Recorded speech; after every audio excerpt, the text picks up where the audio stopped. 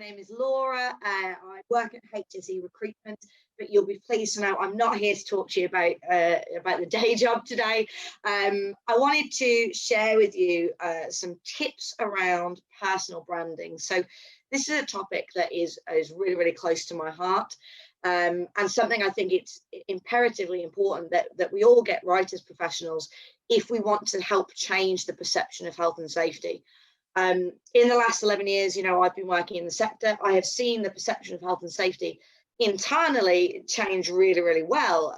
We're moving away from the old school policeman type professional, very much more focused on, as David said, the well-rounded competencies, looking at not just the technical, but the core and the behavioral stuff as well. But what I think we can really, really push on is getting that message spread in the wider world to people who don't necessarily come into contact with us as much as we might like, and try and change that view that health and safety professionals are just there to stop you doing things. So hopefully this will help you a little bit with some of that today. So I'm just going to share my screen and hopefully you can all see this now. Personal branding is a really big topic. I'm going to try and not take up too much of your time. I think I've got about 40 minutes. So this is going to be a whistle-stop tour through personal branding. I'm going to go through, why it's important, how it can be used for you, and then I'm going to try and end with some action points so you can take some stuff away and really try it yourselves off the back of this. But just be aware, this is a topic I could talk about for days. So please do ask questions. If there's stuff you want to know, definitely get involved and put some questions in the chat for Roger. So first things first, why is personal branding important? Why on earth am I even talking about it with you guys today? So there are a number of reasons why I believe personal branding is very important. Rule number one, or the reason number one, is about attracting talent to come and work with you. So health and safety, is becoming much more popular as the years go by, but we still do have a slight attraction issue. There's definitely a gap between the people that are coming to the end of their careers, starting to retire, and the people that we're trying to bring into the industry. And people in industry having a really strong personal brand is definitely going to help us with that. It's going to help us bring people in, get them thinking that health and safety is a really exciting career, something they want to be involved in, and want them to come and work for you and work with your team. And I think that's going to make everybody's life easier. A really good example of this is if you think about companies like Virgin, like Apple, like Facebook. They are completely synonymous with the face behind the brand. If you think Virgin, you think Richard Branson, Apple, you think Steve Jobs, Facebook, you think Mark Zuckerberg. The person and the brand are almost one and the same. And because their personal brand is so strong, what it's doing is making it very easy to attract people to them. People very, very much want to go and work for Virgin, to work for Apple. They want to be part of these exciting companies. They want to do the things that the people who lead these companies do. They want to emulate them. They want to be near them. So it's really, really powerful stuff.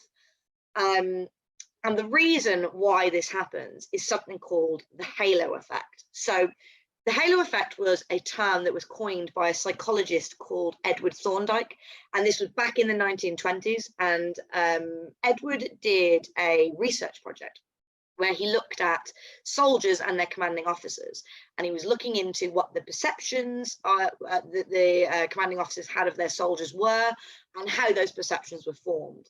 And he came up with the halo effect, which basically is the recognized phenomenon that if someone is good at doing A, they're probably good at doing B and C as well. So in layman's terms, what that means is the thing that we've always been told, first impressions count.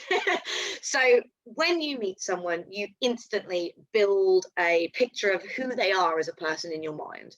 And it's quite hard to shake that view once we've got that established. So if your first interaction with someone, whether that's in person, over social media, or whatever it is a positive one, and you think, okay, that person's really, really great at that. They're an excellent safety professional. That's something I know about them.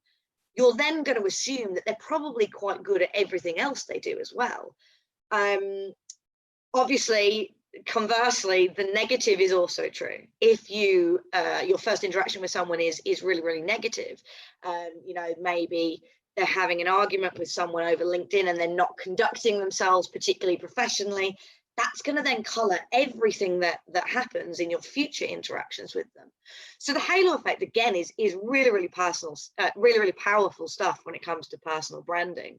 And it's the reason why, for example, when celebrities get caught cheating on their spouses or cheating on their taxes, we maybe don't give them as hard a time as we potentially should do, because we already have a really good impression of them. We like them. We're going to let them get away with a little bit more. Now, don't get me wrong, I am absolutely not advocating that you use the stuff I'm teaching you this morning to go and cheat on your spouses or your taxes. But it's just a good example of how the halo effect works and why getting your brand right is so, so important, particularly when it comes to bringing people into industry. I always like to show you some examples of the stuff that I'm talking about so you can see how it works. So Ian Stacey, I think, is a really good example of someone that has a strong personal brand and is getting a certain perception of himself out there. So a few years ago, Ian was head of health and safety at the Zoological Society London, which looks after London Zoo and does conservation work around the globe. Ian has moved on now, he's at Action for Children. But while he was at the Zoological Society, I was doing some recruitment for him, and he was trying to bring in a new person, a fresh face, you know, someone who wants to qualify, wants to learn, wants to develop. So the stuff that we're really keen on doing in the safety industry at the moment. And Ian has a very, very good personal brand within, you know, the various different memberships, within networking groups and on social media. And this made my life a lot easier when I was trying to bring someone in. If you take a look at Ian's LinkedIn profile, you'll see some of the stuff that he puts up there that kind of promotes what he does as a safety professional. So he puts blog pieces up about awards that they've entered. He does things with IOSH, doing interviews about his career. He does video pieces about some of the great innovations that they do at the companies that he works for. So when I was trying to, you know, entice someone to come into health and safety, to join this company and go through their qualifications and become a really, really well-rounded safety professional, this stuff was a gold mine. I could send them away, get them looking at this, and this got them passionate about the subject. This got them thinking, okay, health and safety isn't what I thought. You know, it's not sort of just standing there with a clipboard and telling people what not to do. This is exciting stuff. And this is someone that clearly is very, very passionate. And I want to work with them. I want to be near them. I want to learn from them. I want to be mentored by them. So that, again, is the power of this stuff. That made it almost a no-brainer for pretty much everyone I spoke to who had maybe been on the fence about, you know, going into health and safety, think, yeah, do you know what? That's the career for me. That's the way I want to go. So yeah, have a look at Ian's profile. He always says, you know, when I do these chats, the views of his LinkedIn profile go up, but have a look through at some of the stuff he's sharing. And there's some really, really good examples there of how to present yourself on social media. And I will give you some more tips about that later on. So that very quickly is reason number one. It's really important to get your personal brand right because it's going to help all of us bring people into the industry. It's going to help us tempt people into the exciting career that is health and safety. It's going to help change the perception. It's going to help you get people to work in your teams. And that makes everyone's life better.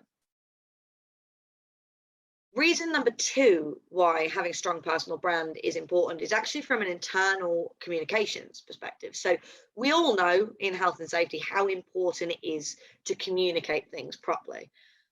Particularly difficult when we're looking at things on a global basis, you know, as David was talking about, trying to make sure that the culture is communicated in the right way across countries and across different nationalities and things like that is quite tricky to do. And personal branding can absolutely help you with that.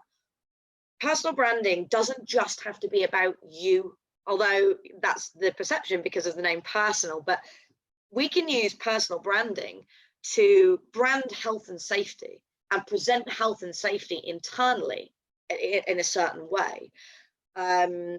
So again, I wanted to show you some examples of this. Now, we all are aware of Merlin. They're a name that we all know, really, really massive company. They're global.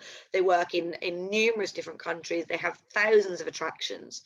And obviously back in 2015, there was quite a serious incident, the Smiler incident.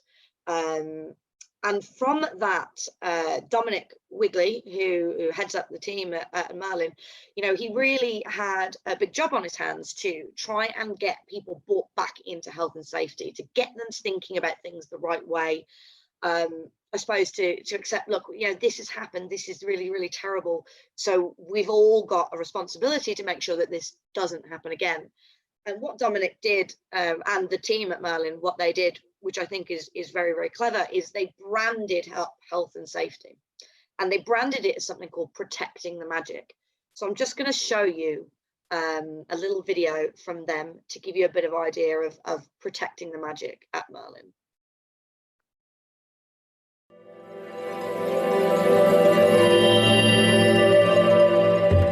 We're Merlin. We love thrills. The bigger and brighter and more unique, the better. They're magic. They're memorable. Most of all, they're fun. But only when they're safe. We aim to deliver fun and magic through rock-solid, gold-plated standards in health, safety and security. For this, we've got systems and practices, and they cover everything. Designing rides, running attractions, you name it. Whatever we're doing, there's no let up in our focus on health, safety and security. Ever. At all. You could say we're obsessed, and we're proud. This obsession, it's in our DNA, and it's staying there. We call it protecting the magic. Just one more thing. We need you. Everyone has a part to play when it comes to protecting our guests, our colleagues and our animals, even spiders. Protecting the magic is down to you. How? Magic, obviously. Spells, actually. 6 spells. 6 spells for safety. Use your head. Think safety first before starting every task. Be on guard. Keep guests, colleagues and animals safe. Do it right. Follow all safety rules, signs and practices. Take a minute. Keep work areas safe, secure and tidy. Tell us now. Report anything unsafe. Ask if you're ever unsure. Help us all. Share your ideas for improving safety. Just follow these spells, work together, and let our guests focus on why they're here. To have head-spinning, jaw-dropping, eye-popping fun. Help us to protect the magic.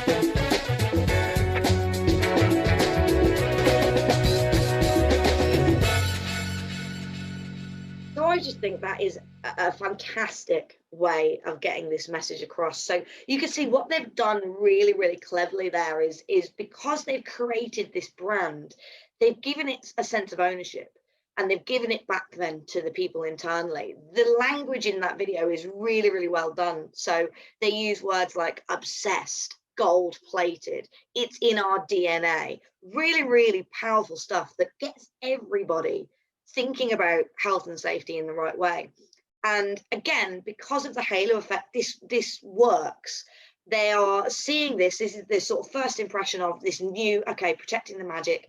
And then everything that they do from then on, people have got a good impression of it. When people are being spoken to now about health and safety, they've got a good impression and they're going to listen, they're going to engage more. So again, just such powerful stuff.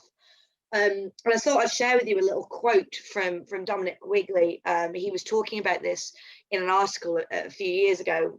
And he said, it's about fully ingraining our safety values into the mindset of all our people so that they instinctively make the right decisions and take the correct safety actions each and every day. It's also about engaging people with the agenda in a way that makes it fun and enjoyable, so that it doesn't feel like we're bashing them over the head with the rules. I mean, I just think that is really, really well done. And it just shows you the power of getting a safety brand internally. If you're working in a safety team and you use, my tips from the end to really get a strong personal brand for yourself and to put this, really, really strong internal brand together, that is going to make your life 10 times easier, I promise, when you're trying to get people to engage, to listen, to take things on board. So that's reason number one, attracting talent. Reason number two, powerful stuff for internal communications. Reason number three, and it's usually the one people are most interested in, having a strong personal brand is going to make you more visible. And that overall, the more visible safety people that we have in the industry, the better the industry becomes. So having a strong personal brand, what can it do for you? This is what everybody wants to know, really. I'm going to follow all your tips. I'm going to do this. You've told me that it's going to help me bring people into the industry. You've told me it's going to help my internal comms. You've told me that, it's going to make the industry better. But really, specifically, what's it going to do for me? Having a very strong personal brand makes you a leader in your field. And when you're a leader in your field, there are numerous things that can come to you from that. So as we mentioned, you can attract the best people. That's going to make your life easier. It's going to give you some serious leverage internally. And I always apologize in case anyone is watching this with their boss. But having a really, really strong personal brand can give you great leverage in terms of promotions, in terms of pay rises. If you're able to go to your boss and say, look, I'm doing a great job internally, that I do good work for you and you're happy with what I do, but look at this brand I've created, look how well known I am in the industry now, and as a result of the halo effect, look how good that's making your company look because of the association.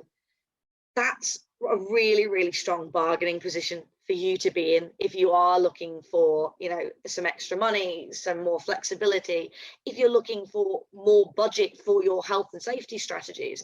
This is really, really going to help you with that. It can absolutely create new opportunities, both internally and externally, that you may not have considered before.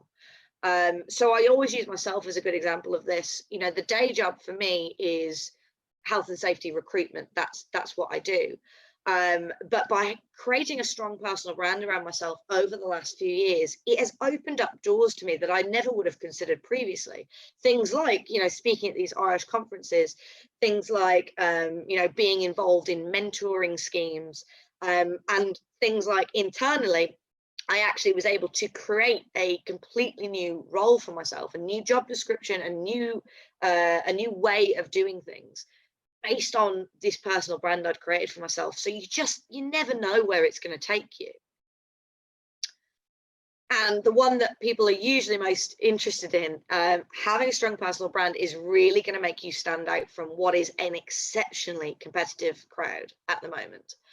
There are a lot of people in health and safety, but as David mentioned, when we're looking at the competency framework, it can't just be about the technical ability. When I'm going out and I'm recruiting for a client, the technical ability is kind of a given. I assume that because you're a health and safety person, you should be able to do the day-to-day of the job. If you are a health and safety manager for a different company and I know what your day-to-day duties are, then it's kind of a given that you're going to be able to do that in the new company I'm recruiting you for.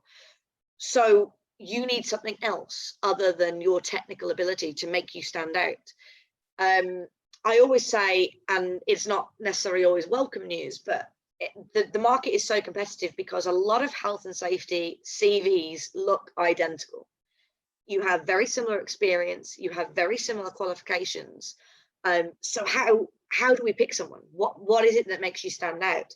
This personal branding, this is it. This is what's going to make people pick up the phone and speak to you. So if you are job hunting, if you're looking for that next step, you've got to get on board with this sort of stuff.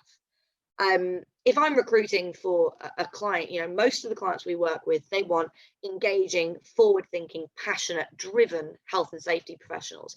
And that's something that it's very hard to tell from a CV. So when I'm looking at people's CVs, I'm looking at their profiles. The very first thing I do is I go onto LinkedIn and I look at your social media presence. I look to see whether you have this strong personal brand. Are you engaging in conversations?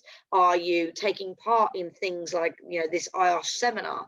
Are you going above and beyond the day-to-day? Because if you are, that makes me want to pick the phone up to you and find out a bit more about you, because it implies that you're probably quite an engaged, forward-thinking, passionate professional. So absolutely, particularly at the moment, coming off the back of a pandemic, the market is very, very competitive. This is stuff, if you are looking, that you've got to get right, you've got to get on board with. So because, we're safety professionals, we like a bit of background reading. We like to have as much information on subjects as possible. I thought I would link this book here for you, The Visible Expert. This is a really, really good starting point when it comes to personal branding and visibility in the marketplace.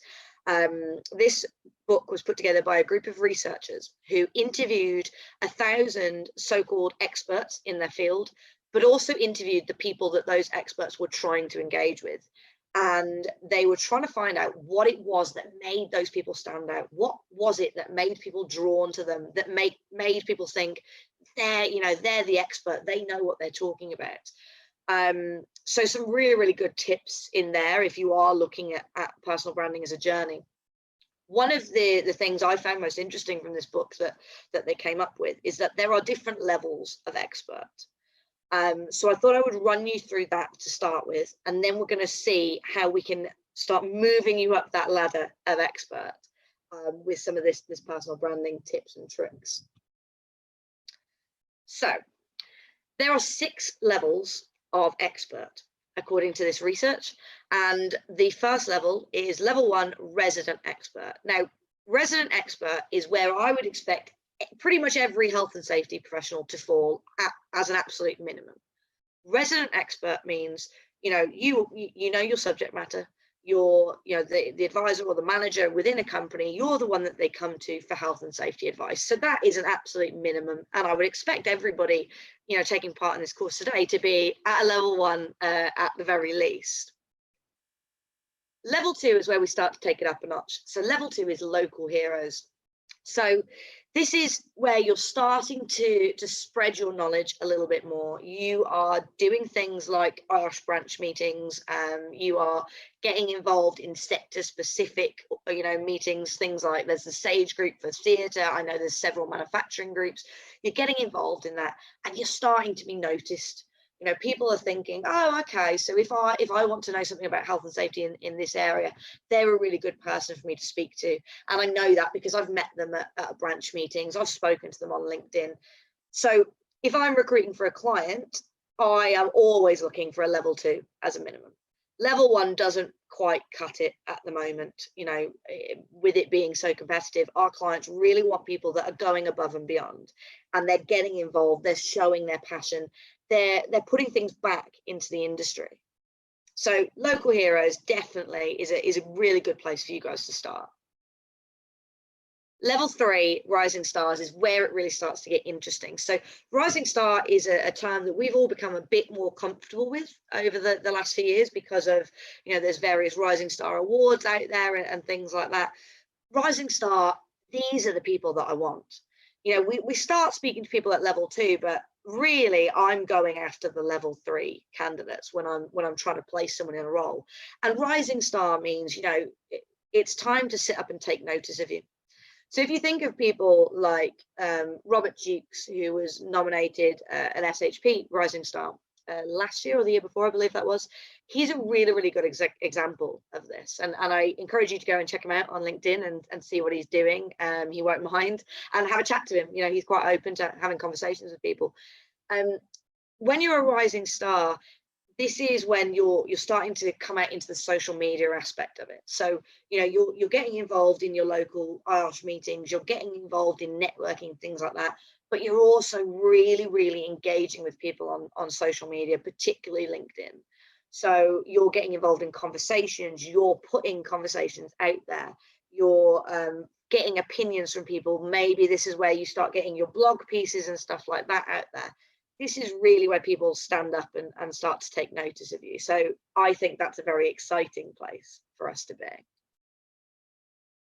Level 4, industry rock stars. So look, don't get me wrong, of course it's a bit of a cheesy term, but who doesn't want to be a rock star? I mean, I absolutely thought when I was younger that was my calling in life. I was going to be a rock and roll god.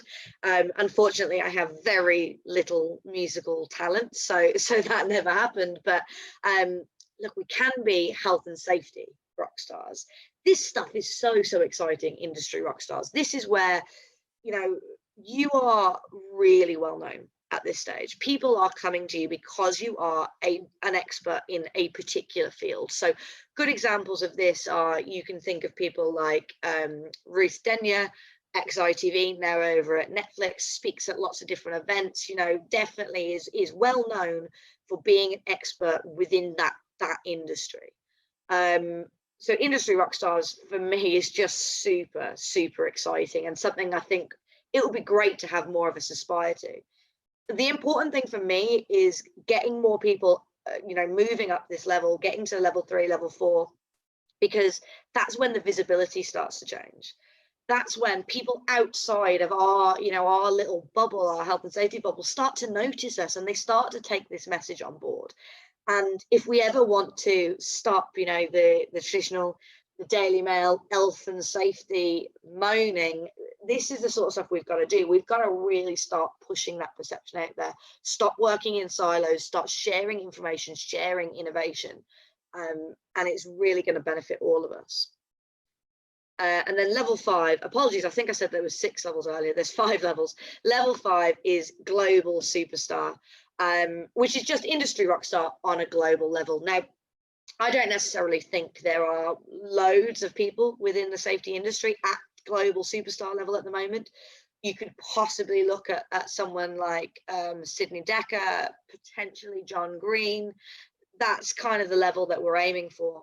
In other industries, there are definitely global superstars. So why is it that in health and safety that we think that we can't do this? This is something that absolutely is hugely important to us as an industry. We have to get people out there talking and sharing and changing the perception all around the globe. So I'm sure David will be interested in this level, you know, with the global stuff that we were talking about earlier. I just think, you know, we may not be there yet, but I see no reason why health and safety professionals, some of you on this call even, can't be getting themselves to global superstar level. So what I wanted to do is give you a little bit of a challenge to take away from this. We're going to go on to the action points next for you, and I want you to try and use some of these action points. Identify where you think you are on this level at the moment, and just work at stepping up one level. We don't need everybody to go from, you know, resident all the way up to global superstar instantly. That's, you know, that's unrealistic. But what we can do is, if we can just start moving a couple of resident experts up to local hero, a couple of local heroes up to rising stars, all of this movement is really going to help us. It's going to help the industry. It's going to help the perception of health and safety, and it's going to help you. Because if you are looking or thinking of a move, you know, at the moment or in the next few years, you have to get on board with this stuff. A little side note just before we move on to the action points is there is a lot of nervousness, I think, in the industry at the moment, because we're coming off the back of a pandemic. You know, we are in recession. I've been through recession before within the health and safety industry. Health and safety bounces back really well from recession, because it is so important to companies, and particularly with the pandemic, it was something that they couldn't ignore.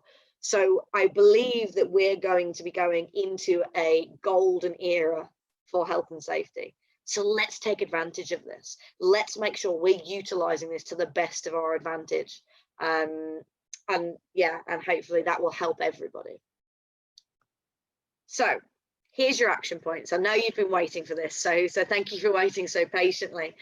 The very first place to start with building your personal brand is with the most basic of blog piece that you can do, which is an opinion piece. People get very nervous about putting blogs out there because they think, you know, oh, I'm not an author, I'm not a great writer. You really don't need to worry about that. The important thing with personal branding is that it's genuine and it feels like you.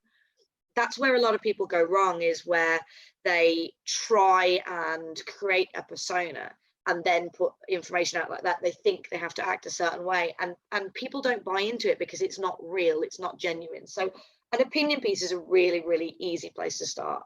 It's as simple as, this is something that's happening in the industry, these are my thoughts on it, and this is why I think that. What do you think? And it's a great way to start engaging with people across social media, start having those conversations, start getting people thinking, oh, okay, you know, John Doe, he was talking about that on LinkedIn the other day. That's yeah, that's an interesting point. So this is where I started when I started doing personal branding, and one of the very first pieces that I ever write for social media was this one, and it's beans, means, safety, risk. A really, really short opinion piece. And it was a few years ago, I don't know if you remember, there was Heinz Beans advert where they had loads of children and adults. They'd taken the empty bean cans and they were using them as musical instruments. And there were 9 complaints to Ofcom because people were saying that it encouraged children to play with tins which may have sharp edges, and Ofcom pulled the advert, which I didn't think was the correct response. So that's all this opinion piece was. This is the situation.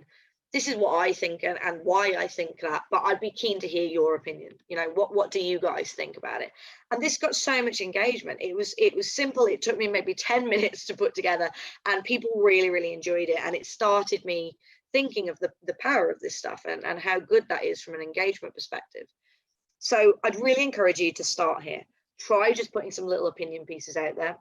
Someone who's doing this really, really well, because you know I like to show you examples, is David Foy. So David Foy started doing some blogging a couple of years ago, and it was sort of opinion pieces. And what he was doing was talking about them entering a Rosper Awards for the very first time. So his first blog piece was, okay, look, yeah, we've made this decision. I'm gonna put us in for this. This is how I found it so far. Does anybody have any advice? Really, really simple. Got great engagement. People love to share advice, and they love to support people. People are very nice on the whole, as much as we may believe differently. His second piece was, yeah, okay, so the application is going in. This is how I found it. This is how I interpreted it. You know, have I done that right? How did you guys find your journey? Again, great engagement there. And the final piece, we did it. You know, we won an award, and thank you everybody for the help and encouragement along the way. So really, really great little opinion pieces here. And the beauty about health and safety is you've all got this sort of content at your fingertips. You know, we are doing really interesting, innovative stuff all the time in health and safety. So I just encourage you to talk about it. I think previously, you know, going back a few years, health and safety professionals, we were a little guilty of keeping ourselves in silos and holding on to our information because we thought that keeps you employable. And that's absolutely just not something that we can do anymore. We have to share best practice. We have to have these conversations. If you are doing something good and exciting, tell people about it. That's not going to make you less employable. It's going to make you look like the person that brought this to everybody's attention. So just really, really important, I think, for us as an industry. Okay, personal branding doesn't all have to be about social media. It is a lot about social media, so you will have to get on board with that at some point. But if you're going from, you know, resident expert up to local hero, you can do some stuff in person and with networking and things like that that is really going to boost your brand. So mentoring schemes are fantastic for you to get involved with. Now, obviously, don't join a mentoring scheme just to increase your personal brand. Do it because you want to and you want to give back to the industry. But a bonus of that is it is going to help from that perspective. You're going to be seen as someone that is dedicated, that is engaged, that wants to give back, that wants to develop people, wants to work with them. And do you know what? I'm a big believer in you can never know too much. So even if you are mentoring someone else, I think we always get something out of it the other way. You know, I have several mentoring partnerships with people, and at some points I mentor them, and at some points they mentor me. So it's really, really great to get involved with. And I know Neil and some people were talking about this yesterday. Peer-to-peer knowledge sharing. So that's stuff like this. You're involved in this IOSH seminar, so get involved. You know, I encourage you all to not just sit behind the screen and listen. Put questions in, start sharing your experience, start having those conversations, because again, not only is it going to make the industry better, but it's going to make people notice you and what you know and think, oh, okay, yeah, John Doe made that point. That was a really good point. He knows what he's talking about. I encourage you to get involved in your company LinkedIn page. So this is something that you may not all be able to do if you're working for, you know, mega corporations, but most companies say that they put health and safety at the forefront of what they do. So therefore, health and safety should be all over your company LinkedIn page. If it's truly at the forefront of what you do, you should be shouting it from the rooftops. So if you are writing opinion pieces about awards you've won, you know, get in touch with your marketing team, get them putting that up on LinkedIn. Maybe ask them if you can take it over for a day, for 24 hours, and talk on the company LinkedIn page about some of the great stuff you're doing internally. With the pandemic, we can talk about how well you've handled things. You know, what was your process for handling the pandemic? Get that information out there. And it's a bonus to your company because of the halo effect. If you're doing this great stuff and it's being shared on their company page, it is by association making them look great too. It's a win-win for everybody.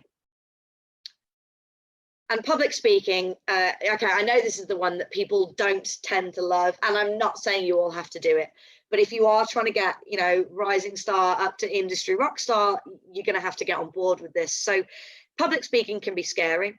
It doesn't have to be standing up in front of 400 people at an exhibition. It can be, you know, standing up at an IOSH event in front of 100. It can be standing up internally in your company and talking at the AGM or something like that. But I appreciate people find it quite scary. So I'm going to give you a tip for that. And it was a tip that someone gave me when I started out in my career, and it works a treat. I don't know why.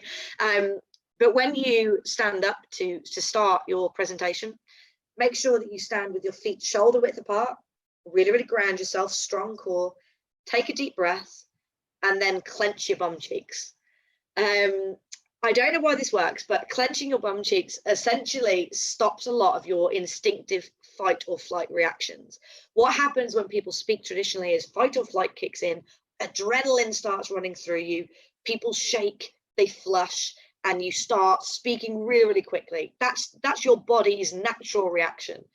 For some reason, if you clench your bum cheeks, none of that stuff will happen. I promise you that's true. Please try it and let me know what you think. But, you know, it really, really does help. And the other thing that I think is important to remember with public speaking is people aren't out to get you. If you are talking, most people want to hear what you're going to say. They're not going to try and trip you up. They're not going to try and trick you and throw really difficult questions your way. And if they ask something that you don't know the answer to, there is no problem in you saying, do you know what? That's a great question. I don't actually know the answer offhand. But what I'm going to do is I'm going to go find out and I'll come back to you. There's no shame in that. And that's one of the things that people tend to get really, really nervous about. So if you do want to get involved in public speaking, loads and loads of opportunities for you to do so. You can get in touch with Dimple and some of the crew about IOSH conference. I know they always are interested in having people come along, tell their story, tell them what they're doing, and run little seminars and things for them.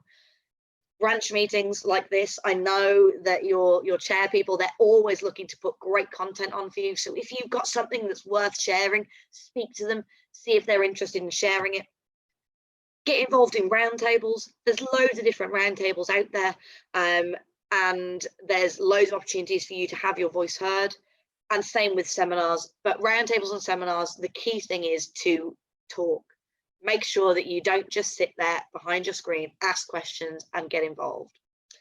So that was a whistle-stop tour through personal branding, why you should care, you know, how it works, and some action points for you.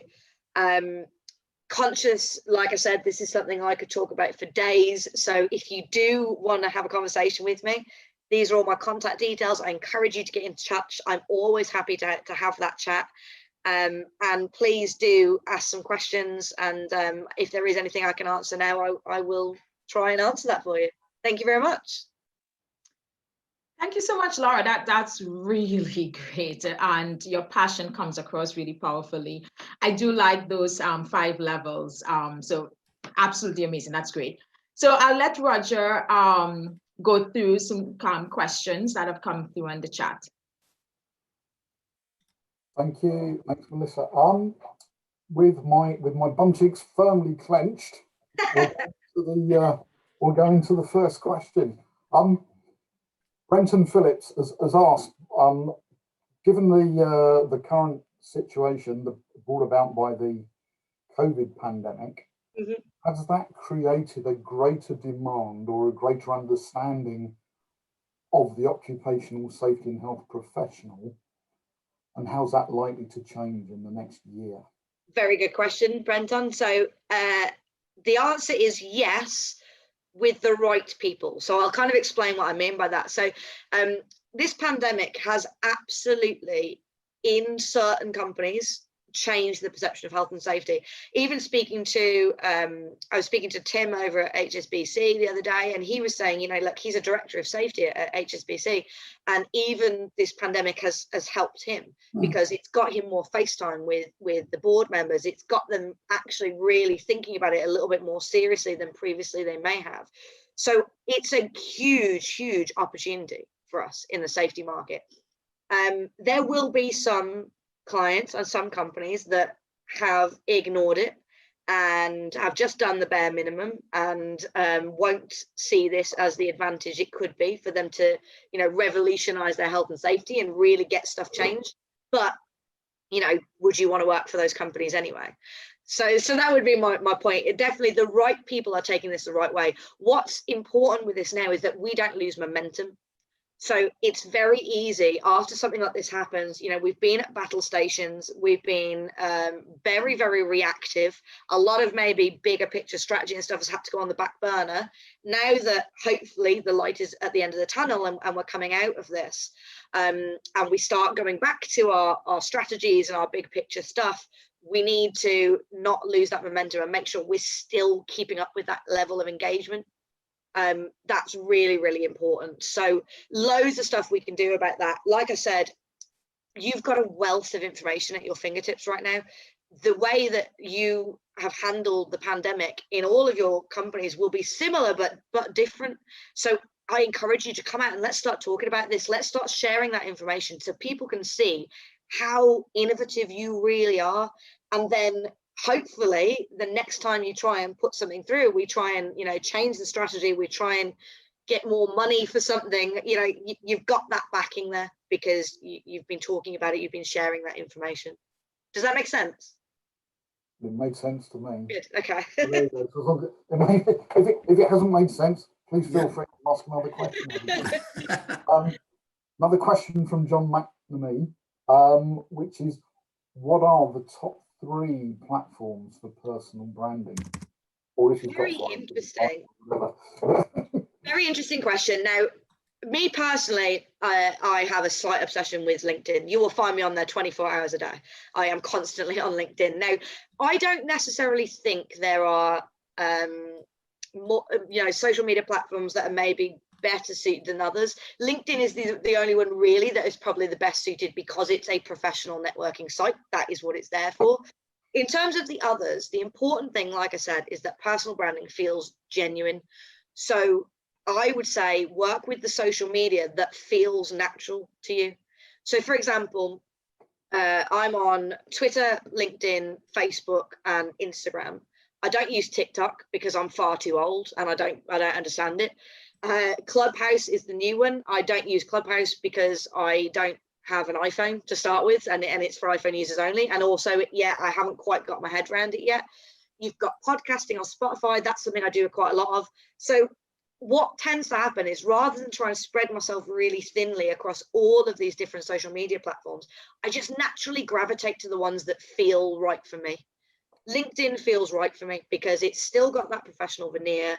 It's, you know, there is some video, there is some written, so it just kind of works for my communication style.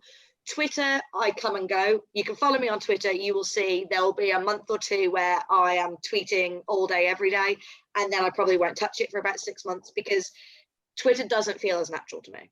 I'm someone that can talk for hours. So trying to narrow something down into, you know, a certain number of characters just doesn't really work for my communication style. So yeah, I would say LinkedIn for me would be number one. That's the one I really encourage you to all get right and really, really focus on. In terms of the others, just go with what works for you. You've got to keep it genuine with this sort of stuff. Yeah, thank you. Another question here from Philip Cash. On your scale of 1 to 5, as an example, where is Chris Whitty? Yeah, okay, that's interesting. Where is he on the visible expert scale? And the secondary bit of it isn't sometimes where you sit on it shaped by circumstances? Absolutely, yeah, very good point. Of course it is. Chris Whitty's a great example for that, because probably at the moment, you may disagree with using this term for him, but I'd probably put him at industry rock star at the moment. Now, that's not saying necessarily he is a rock star, but that's the level he's probably at. You know, everybody knows who he is, everybody's tuning in, they're all listening. And I agree, a lot of that is circumstantial, but this is what I meant by, you know, the creation of opportunities. Just, I'm a big believer in saying yes to things and taking every opportunity that comes your way and exploiting it for what it's worth. Maybe exploiting it isn't the right word, but sometimes things like that will be out of your control. But my personal experience is a good example of that. The only reason I do this stuff now is completely circumstantial, because in 2016, the Women in Health and Safety group were doing an event at the Safety and Health Expo on the main stage, and they wanted women to put their hand up to come and talk for 5 minutes about a subject that they were really passionate about, and they were going to give you some talk, you know, some training on public speaking and things like that. And it was just about enhancing people's skills and putting women first and foremost. So I chucked my hat in the ring. Up until that point, public speaking wasn't really a thing I did. I'd done some at school, you know, with the drama exams and things like that, and that was about it. But I had a subject I was passionate about that I wanted to talk about, which was feminist focus, because that's a big thing for me. So I threw my hat in the ring. They picked me. I got to speak at this event, and off the back of that, it just created so much. It just blew up. And yeah, you never know where this stuff is going to take you. So yeah, it can be circumstantial, but if you get offered those circumstances, take it and run with it. That's it. I just realised, for anyone who's watching internationally, Chris Whitty is England's Chief Medical Officer, and therefore there's been things on telly, things in the news over the last year that it's kind of been useful that he knew something about things and was coming on. So we've seen him, he's gone from nobody to almost a daily media superstar. He has, yeah. Not quite global yet, but you know. I looked at that question, I thought, probably with you, I thought he was probably a 4, so he was a rock star. But maybe if he was pushing towards a 5, it was an English superstar sort of thing. He's probably not got his priorities everywhere, or he's not got his profile everywhere else. Question from Melissa Mark Joyce. Are the companies that you recruit for aligned to this branding in terms of seeing it as part of the role of the health and safety manager or director? Absolutely, yeah, 100%. So the good thing about working at HSE Recruitment, you know, I've been there for 11 years. I run the team, so I have a lot of control over how we do things. One thing I've always been passionate about is we don't, you know, health and safety is genuinely really important to us. A big thing for us is helping make the industry better. So we don't recruit for just anybody. That's not the thing. I think we have very, very honest conversations with our clients when they come to us. And if they are someone who wants a traditional kind of old school clipboard, you know, they're not really bothered about who the person is, just get someone in to keep me out of jail, that's not the sort of person we tend to work with. So yeah, everybody that we're working with are very, very forward thinking at the moment. It's absolutely going to grow and grow that. More and more clients are going to start thinking this way. So yeah, 100%. I think it's, yeah, like I said earlier, the right companies are treating this the way it should be treated. Right. I'm just working my way down to try and find. I've lost the question. Hang on. I moved up and down for a moment. Bear with me. No problems. Don't be too harsh, Roger. Ask me some nice questions. We've got. Yeah. There was a question from Angela. Well, it was less of a question and more of a comment from Angela Abbs that went along the lines of. She was agreeing with your point you were making about mentors and their usefulness, but also about the usefulness in your career development of having a mentee that you can actually learn from. Yeah. So it's a two-way thing. Yeah, there's actually a thing called reverse mentoring. And that is exactly that. Reverse mentoring is really, really powerful stuff. And like I said, you know, I have a couple of mentor-mentee relationships where I've started out the mentor, but I have learned so much through those relationships, and I have definitely been mentored through those relationships by the other person. Reverse mentoring is really, really important, particularly from a diversity and inclusion angle. So this is something I would maybe encourage you, if you have this sort of power to set stuff up internally in your companies.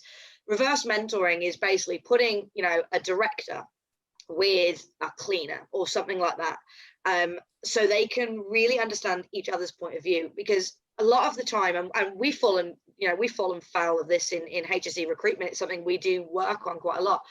We sit at the top as directors and we think things are a certain way, but we actually aren't necessarily as aware of some of the struggles and things that people are going through at the more junior level.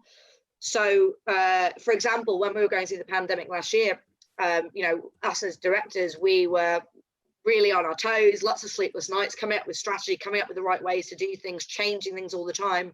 But what we were really conscious of doing is, before we announced anything and released it to people, we had a like a focus group of some of the more juniors and some of the people in completely different situations. So some that had kids, some that were married, some that owned homes, some that lived at home, just getting a wide range of lifestyles, and running things past them to make sure it works at all level.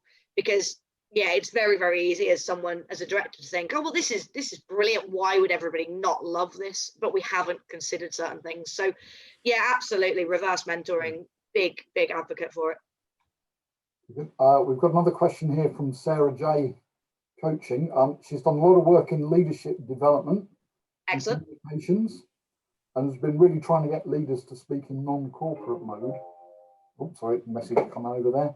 As it doesn't engage teams and sound austere.